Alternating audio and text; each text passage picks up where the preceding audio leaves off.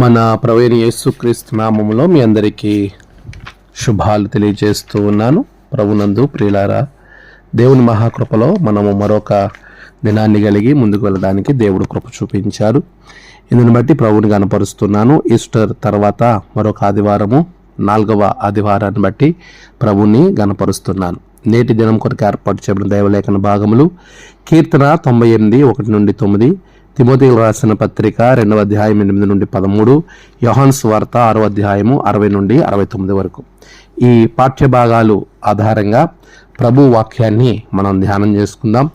దేవుని మహాకృపను బట్టి మనము ప్రతిదినము ప్రతి వారం వాక్యాన్ని ధ్యానం చేయడానికి కొన్ని విషయాలు అంశపారంపర్యంగా ధ్యానం చేయడానికి దేవుడిస్తున్న మంచి సమయాన్ని బట్టి దేవునికి నేను కృతజ్ఞతాస్తుతులు చెల్లించుచూ ఉన్నాను. మన జీవితాల్లో ఎన్నో మేలులు దేవుడు చేస్తూ ఉంటాడు. ఆయన ఎలాంటి మేలులు చేస్తారు, ఎంత అద్భుతమైనటువంటి ఆశీర్వాదాలు మనకు అనుగ్రహిస్తాడు అంటే, మనము ఆయన ప్రజలము గనక ఆయన మనకు దేవుడిగా ఉండి మనల్ని నడిపిస్తూ ఉన్నాడు. దేవుని తన ప్రజలకు ఆయన చేసిన కార్యములు, ప్రభు తన ప్రజల ఎడల చూపినటువంటి అద్భుతమైన ఆశీర్వాదాలు అనేటువంటి ఈ ఆలోచన మీ మధ్యలో ఉంచడానికి ఇష్టపడుతున్నాను. దేవుని ప్రజలు, ఈ అంశము ద పీపుల్ ఆఫ్ గాడ్, దేవుని ప్రజలు అనేది చాలా ప్రాముఖ్యమైనటువంటి అంశం. ఎందుకనంటే దేవుని యొక్క ప్రజగా ఉండడానికి మనకి ప్రభు ఇచ్చినటువంటి ఆశీర్వాదం ఏంటి, మన జీవితాలు ఏ విధంగా ముందుకు వెళ్తున్నాయి, ప్రభు నామాన్ని బట్టి మనము ఎలాగున ఆశీర్వాదకరమైనటువంటి దీవెనకరమైన జీవితాన్ని మనం జీవించగలుగుతూ ఉన్నాం. అనేకమైన అంశాలు ఇందులో నిక్షిప్తం చేయబడి ఉంటాయి. ఎందుకనంటే దేవుని ప్రజలు అనే మాట చెప్పడానికి, చదవటానికి, వినటానికి చాలా సులభమే. కానీ దేవుని ప్రజగా ఉండటం అనేది అంత ఆషామాషి విషయం కాదు. ఎందుకనంటే మనమే చాలాసార్లు నేను పలానా వారికి సంబంధించిన వారిని, పలానా వారికి నేను చెందిన వారిని అని చెప్పడానికి మనం ఇష్టపడతా ఉంటాం. అయితే ఒకప్పుడు మనము ఒక ప్రజగా ఉన్నాం, ఒకప్పుడు ఒక రిఫరెన్స్ లేకుండా ఉన్నాం, ఒకప్పుడు మనకు ఏమీ కూడా ఒక నిరాధారమైన పరిస్థితుల్లోనే ఉన్నాము. కానీ ఒక ప్రత్యేకమైన గుర్తింపు లేని జనాంగముగా ఆనాటి మన పితరులు, ఆ తదుపరి కాలము అన్నిటికీ చాలా సందర్భాలలో మనం గమనిస్తూనే వస్తూ ఉన్నాం.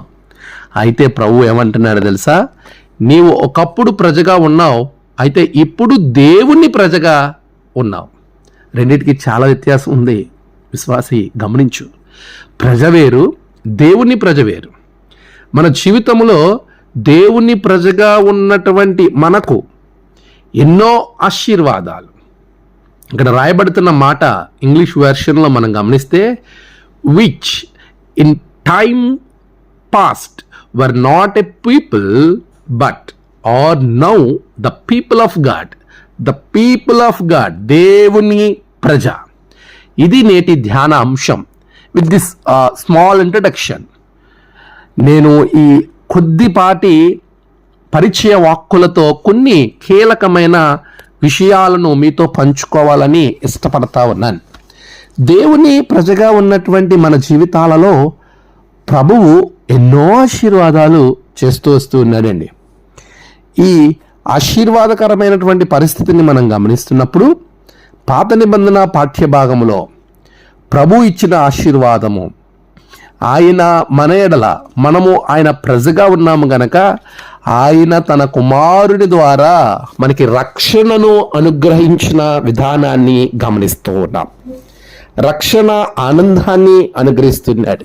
98వ కీర్తన ఎంతో శ్రేష్టమైన శిలువ రక్షణ కార్యాన్ని ప్రవచనాత్మకంగా పాట రూపేణ మనకి ఇక్కడ కనబడతా ఉంది.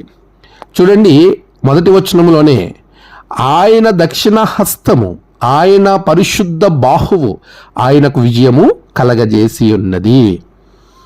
యెహోవా తన రక్షణను వెల్లడి చేసి ఉన్నాడు. ఇలాంటి ఆశీర్వాదం, ఆయనకు విజయము పరిశుద్ధ బాహువు అనుగ్రహిస్తే రక్షణను కలగజేసింది. తన ప్రజలైన వారిని రక్షించుటకు ఆయనే ఈ లోకానికి వచ్చాడు. ప్రవచనము నెరవేర్పు మత్తయి సువార్త 1:21 తన ప్రజలను ఆయనే రక్షించును గనక తన ప్రజలను అండర్లైన్. పీపుల్ ఆఫ్ గాడ్, దేవుని ప్రజగా ఉన్న మన జీవితాలలో ఆయన ప్రజలైన వారిని రక్షించుటకు ఆయనే ఈ లోకానికి వచ్చాడు. రక్షణ కార్యము వెల్లడి చేసి ఉన్నాడు. ఈరోజు గమనించు ప్రియులారా, మరి నీవు దేవుని ప్రజగా మారావా లేదా? దేవుని ప్రజలుగా ఉన్నటువంటి మన జీవితాలలో దేవుని ప్రజగా ఉన్న వారికి ప్రభు ఇచ్చే ఆశీర్వాదము సిలువ రక్షణ కార్యం అనుగ్రహించాడు.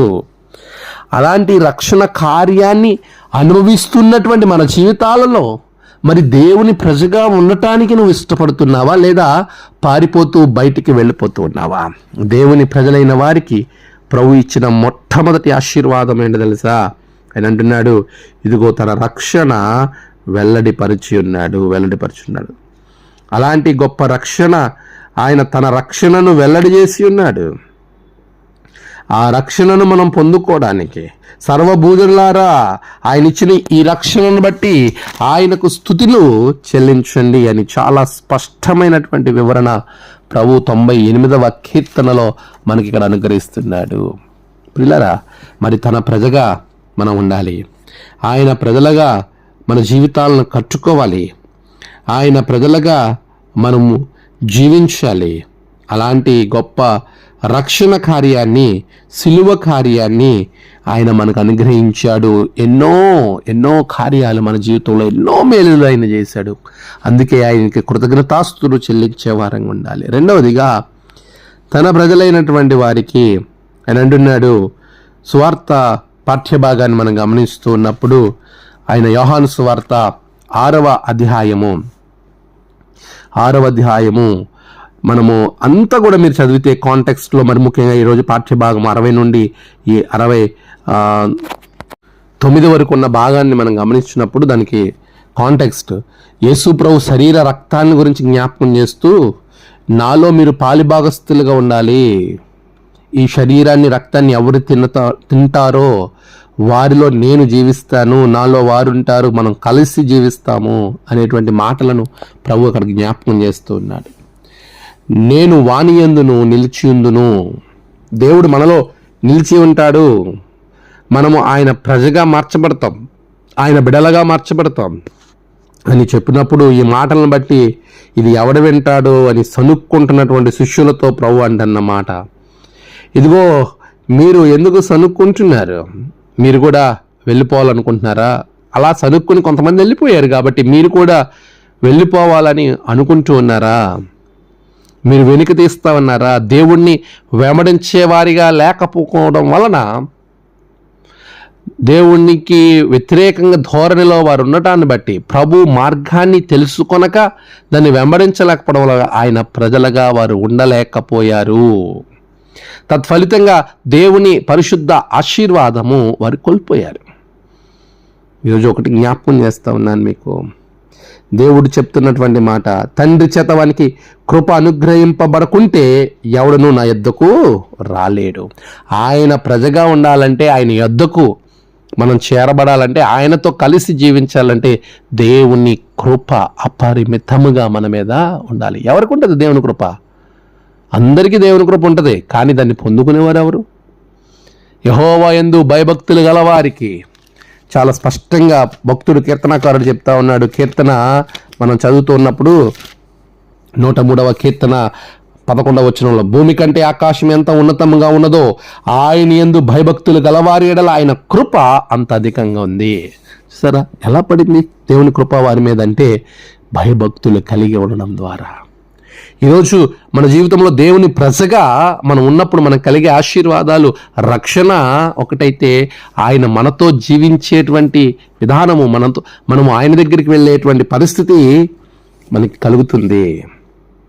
ఆయన యొద్దకు వెళ్ళి ఆయనతో ఉండగలము, ఆయన వెంబడించగలము, ప్రభువు సన్నిధిని ఆస్వాదించగలము, ప్రభువుతో కలిసి మన జీవితాన్ని కొనసాగించగలుగుతాము. ఎప్పుడు అంటే మనము ఆయన ప్రజగా ఉండగలిగినప్పుడు. అలా ఉండాలి అని అంటే మనము ఆయన కృపను పొందుకోవాలి, దేవుని యందు భయభక్తులు కలిగి ఉండాలి. మూడవదిగా తన ప్రజలైన వారు దేవుని కొరకు ఎలా జీవిస్తారు అని మనం ఆలోచన చేస్తే, రక్షణ కార్యాన్ని పొందుకున్న వారు ప్రభుకి కృతజ్ఞతాస్తుతులు చెల్లిస్తారు. ఆయన ప్రజలైనటువంటి వారు, ఆయన ప్రజలుగా ఉండేటువంటి వారు దేవుని యొక్క సన్నిధికి, ఆయన యొద్దకు రావటానికి భయభక్తులు కలిగి జీవిస్తారు. ఆయన ప్రజలైన వారు సువార్త, దేవుని వాక్యాన్ని ప్రకటించేవారిగా ఉంటారు. శ్రమ పడుచున్నా కూడా వాక్యాన్ని ప్రకటించేవారిగా ఉంటారు. ఆయనే తన ప్రజలుగా ఉన్న వారి ఎడల కలిగి ఉన్న మనసుని జ్ఞాపకం చేస్తూ ఉన్నాడు. ఇక్కడ 3 పాఠ్య భాగాల్లో కూడా దేవుని ప్రజలు ఏం చేస్తారంటే చూడండి, ఇక్కడ చాలా స్పష్టంగా తిమోతికి, ఆత్మీయ కుమారుడైన తిమోతికి పౌలు ఒక ప్రేరేపణ, ఒక స్ఫూర్తినిస్తా ఉన్నాడు. నా స్వార్థ ప్రకారము దావీదు సంతానంలో పుట్టి మృతుల నుండి లేచిన యేసుక్రీస్తును జ్ఞాపకం చేసుకున్నాము. నేను నేరస్తుడే అయినట్టు ఆ స్వార్థ విషయమై సంఖ్యలతో బంధింపబడి శ్రమపడుచున్నను, ఆయనను దేవుని వాక్యాన్ని బంధింపబడి ఉండలేదు. అందుచేత ఏర్పరచబడిన వారు అనే మాట ఇక్కడ వాడుతున్నారు. అక్కడేమో దేవుని యొద్దకు వచ్చువారు అనే మాట మాట్లాడుతున్నాడు. ఆయన అక్కడ వెల్లడి పరిచి ఉన్నాడని 3 పాఠ్యభాగాల్లో కూడా దేవుని యొద్దకు చేర్చబడేటువంటి ప్రక్రియను చాలా స్పష్టంగా ఇక్కడ మనకు జ్ఞాపకం చేస్తున్నారు. అంటే మనము దేవుని ప్రజలుగా, దేవుని యొక్క సంతతిగా, ఆయన బిడలగా రూపాంతరం చెందాలి. అలా మార్చబడ్డానికి అంటున్నాడు ఏర్పరచబడిన వారు. నీవు దేవుని చేత ఏర్పరచబడిన వారు నిత్యమైన మహిమతో కూడా క్రీస్తు యేసునందలి రక్షణ పొందవలనని నేను వారి కొరకు సమస్తము ఓర్చుకొనుచున్నాను. చూసారా, వారి కొరకు, ఎవరి కొరకు? ఏర్పరిచిన వారు దేవునితో చేర్చబట్టానికి ఓర్చుకుంటున్నాడంట పౌలు. ఆ సాక్ష్యం చెప్తున్నాడు. క్రీస్తుతో చనిపోవాలి, అప్పుడు బ్రతుకుతావు. సహించే వారిగా ఉండాలి, అప్పుడు ఏలుతావు. యేసును ఎరిగిన వారిగా ఉండాలి. ఒకవేళ ఎరగని వారిగా ఉంటే ఆయన నిన్ను ఎరగరు, నువ్వు ఎరిగి ఉంటే ఆయన నిన్ను ఎరుగుతారు అని చాలా స్పష్టంగా ఇక్కడ జ్ఞాపకం చేస్తున్నాడు. ప్రియులారా, మరి అలాంటి సాక్ష్యము నువ్వు కలిగి ఉన్నావా దేవుని ప్రజగా? ఒకప్పుడు మనం ప్రజగా ఉన్నాం, కానీ ఇప్పుడు దేవుని ప్రజగా మార్చబడ్డాము. అలాగా ప్రజగా మార్చబడ్డామని పేతురు రాసిన మొదటి పత్రిక 2వ అధ్యాయము 10వ వచనములు అంటున్నాడు. ఒకప్పుడు ప్రజగా ఉండక ఇప్పుడు దేవుని ప్రజ అయితిరి. ఒకప్పుడు మనం దేవుని ప్రజగా లేము, కేవలం ఒక మామూలు మనుషులుగా, ఒక సాధారణమైనటువంటి బిడ్డలుగా, తృణీకరింపబడిన బిడ్డలుగా, ఎందుకు పనికిరానటువంటి వారుగా, ఎన్నిక లేని వారుగా ఉన్న నీవు ఇప్పుడు దేవుని ప్రజగా మార్చబడ్డావు. మరి దేవుని ప్రజగా ఉన్న నీవు చేయాల్సిందేంటి? దేవుని ప్రజగా ఉన్నటువంటి, దేవుని ప్రజగా ఏర్పరచుకున్నవాడు, దేవుని యొద్దకు తీసుకుని వచ్చినవాడు, నీ కొరకు నా కొరకు సిలువలో తన ప్రాణాన్ని పెట్టి రక్షణ కార్యం చేశాడు. అటువంటి దేవునికి మరి నువ్వు కృతజ్ఞత స్తుతి చెల్లిస్తున్నావా? దేవుని ప్రజగా ఉన్నటువంటి ప్రభువు ఆయన శరీర రక్తములలో నిన్ను పాలిభాగస్తులుగా చేస్తూ ఉన్నాడు. మరి నువ్వు ఆయన్ని జ్ఞాపకం చేసుకుంటున్నావా? ఇన్ రిమెంబరెన్స్ ఆఫ్ మీ అన్నాడు. నన్ను జ్ఞాపకం చేసుకుంటకు దీన్ని చేయి అన్నాడు. మరి ఆయన నువ్వు జ్ఞాపకం చేసుకుంటున్నావా? తన ప్రజగా ఉన్నటువంటి మనము, ఆయన ప్రజగా మారినటువంటి మనము రక్షణ పొందుకుని, శిలువ రక్తం చేత కడగబడి బాప్తిసం పొంది, మనం బందీగానాల నుంచి విడుదల పొందుకుని ప్రభు సంస్కారంలో పాల్గొన్నటువంటి మన జీవితాలలో ఆయన జ్ఞాపకం చేసుకుని ఆయన సువార్తను ఎంత శ్రమైన ప్రకటించే వారంగా ఉండాలి. మరి అలా ఉంటున్నావా? ఆయన సువార్తను ప్రకటించు. క్రీస్తు సువార్తను ప్రకటించడంలో మనకి శ్రమ కలగచ్చు, బాధ కలగచ్చు, కానీ అనేకులు ప్రభు ప్రజలుగా మార్చబడడానికి, వారి బందీల్లో నుంచి విడిపించబడడానికి నీవు శ్రమ పడిన ప్రభు కొరకు ఆశీర్వాదము. అప్పుడు నీవు దేవుని ప్రజగా మారుతావు, నిజమైన దేవుని ప్రజగా మార్చబడతావు. దేవుని ప్రజలైన వారు, రక్షణ పొందుకున్న వారికి ప్రభువుని స్తుతిస్తూ ప్రభు సంస్కారపారాధనలో పాల్గొంటూ ఆయన్ని జ్ఞాపకం చేసుకుని అనేకులకు క్రీస్తు స్వార్థను శ్రమొచ్చినా ఇరుకొచ్చినా ప్రకటిస్తూ వారిని దేవునిలోనికి నడిపిస్తారు. అప్పుడు వారు నిజమైన దేవుని ప్రజగా మారుతారు, దేవుని ఆశీర్వాదాలు పొందుకుంటారు. ప్రభు అంటారు, నీవు నా ప్రజ అయితివి, నీవు నా నిబంధన, నీవు నాకు నా బిడ్డగా మార్చబడ్డావు, నీవు నా కుమారుడవు, నా కుమార్తెవని నీ కొరకు ప్రభు సాక్ష్యం పలుకుతాడు. అటువంటి సాక్ష్య జీవితంను కలిగి ఉండడానికి పౌలును ఒక మాదిరిగా తీసుకో. అనేక మంది భక్తులు శిలువ రక్తాన్ని వారి జీవితాల్లో రక్షణ కార్యం జరిగిందని నమ్మి ప్రభు బలలో పాల్గొని ఆయనను స్తుతిస్తూ ఆయన కార్యాలను జ్ఞాపకం చేసుకుంటూ ఎంత శ్రమ వచ్చినా, కష్టం వచ్చినా, బాధ వచ్చినా వాటన్నిటిని లెక్క చేయకుండా సువార్తను ప్రకటించి అనేక ఆత్మలను చెరలో నుండి విడుదలను అనుగ్రహించి వారికి సువార్త ప్రకటిస్తూ వారికి విడుదలనిచ్చి సంతోషము సమాధానమిచ్చి వారిని ప్రభు రాజ్య వ్యాప్తిలో అనేక లక్షల వేల మందికి సువార్త ప్రకటించిన మహనీయులను మనం ఎంతోమందిని మన చుట్టూ చూస్తూ ఉన్నాం. మరి నీవు అవేక్, ఇప్పటికైనా క్రీస్తు కొరకు నిలబడు, క్రీస్తు ప్రజగా మారు, దేవుని బిడ్డగా మారు. ఇది సరియైన సమయం రాకడ సమీపంగా ఉంది. అదే మాట 98వ కీర్తనలు అంటున్నాడు, ఇదిగో మనమందరము కూడా ఆ రాకడ కొరకు సిద్ధపడాలి. ఆయన వేంచేయుచున్నాడు, యెహోవా వేంచేయుచున్నాడు, ఆయన వస్తున్నాడు. తీర్పు కొరకు మనమందరం కూడా సిద్ధపడి ఉండాలి. లోకమునకు తీర్పు తీర్చుటకై, న్యాయం బట్టి జనులకు తీర్పు తీర్చుటకై యెహోవా వేంచేసి ఉన్నాడు. ఆయన వచ్చేస్తున్నాడు. ఆ రాకడ కొరకు బిడ్డలను సిద్ధపరచడానికి మరి నువ్వు ఆయన ప్రజగా మారుతావా? మారి ఉంటే అనేకులను ఆయన ప్రజగా నువ్వు మార్చు. దేవుడు అట్టి కృపా భాగ్యములు మీకు అనుగ్రహించునుగాక. ఆమేన్. ప్రార్థన. సర్వోన్నతుడానికి వందనాలు. గడిచిన కాలం తోడుగున్నాం. ఈ నూతనమైనటువంటి మరొక ఆదివారం నీ బిడ్డల జీవితంలో గొప్ప కార్యాలు జరిగించండి, ఆశీర్వదించండి. ప్రభువా, నీ ప్రజలుగా బిడ్డలను నీ రక్షణ కార్యంలో ప్రభు బలలో అనేకులను నీ దగ్గరికి నడిపించే రక్షణ స్వార్థలో పాలిభాగస్తుల గురించి దీవించండి. యేసు నామమున ప్రార్థించి వేడుకొంచున్నాము తండ్రి. ఆమేన్. తండ్రి, కుమార, పరిశుద్ధాత్మ త్రియేక దేవుని దీవెన మీకు తోడుగా ఉండి నడిపించుగాక. ఆమేన్.